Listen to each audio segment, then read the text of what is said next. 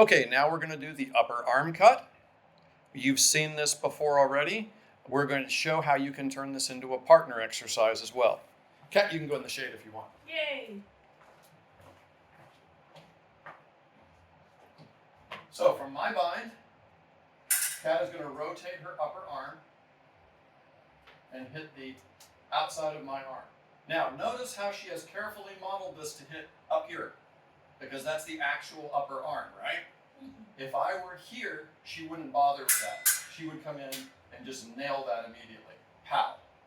Notice whether she uses a lot of wrist or not. She can do this, which is old school, or she can just rotate that upper arm using the powerful muscles of her back and be on target with almost no effort. Pop. Show both, please. That's one. That's the other. Come on in diagonal for this arm position. Come in perpendicular to the arm. There you go. Good. From her bind, it looks like this. Pop. Pop. Pop. So I have all kinds of options about where I take the outside of the arm. It can be super tight, pat. It can be deep, because maybe I want to pull her out of position to go do something else. We can, and in fact we did last night, which is part of why our legs are fried, do many, many, many reps of this with a partner to help give you some opportunity to work on some footwork. So from my bind, it's taken her bind. As she begins to cut to my chest, pop, parry. As I begin to come around to her chest, pop, parry. Pop, parry, pop, parry, pop, parry, pop. Now, if she's in the habit of parrying one like this, she doesn't even have to wait for that. So your bind. From here, this is not great unless I lunge in. But if she's going to do something else from this bind, this becomes a no-brainer. She's bringing me her target.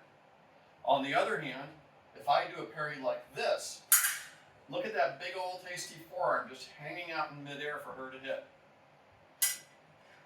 So if you are playing against a style that likes to do this a lot and take those blows really deep, you can practice aiming for that forearm. Pure Del Frate generation Radaelians, remember, you should be leaning backwards when you do this. So that forearm will be less available. You voided the target with those lean mechanics. And notice it's leaning from the hips, it's not slumping. So she goes to attack, pop. She can still try to go for the arm. Ding, there it is. So she's going to hit here. She can go back to the bind. Rotating her arm, she's going to go to here. She comes back to the bind.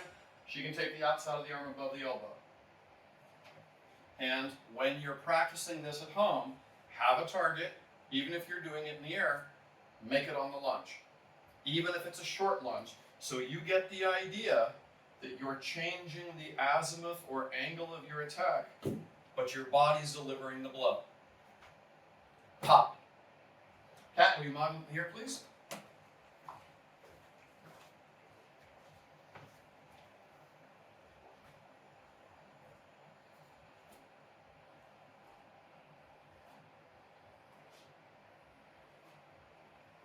Notice how her palm faces down on everything except the shot to right where the wrist would be. Her elbow comes out to the side in the process. That's how you know she's using her elbow and her shoulder, not trying to do it from the wrist. Show it from the wrist again. See how her elbow still has a significant down quotient to it from the wrist? Her arm rotates when she uses the elbow. It has much more powerful muscles initiating the action, and little bitty tippy cuts that you wouldn't think would do anything will do much, much more because great big back muscles are involved. All right, thanks y'all. See you next time. We've got more videos and content coming, so if you liked what you saw and it was useful for you, please stab the like button, /subscribe, and punch the little bell icon so that you're notified immediately when new content comes available. Thanks, and go do the thing.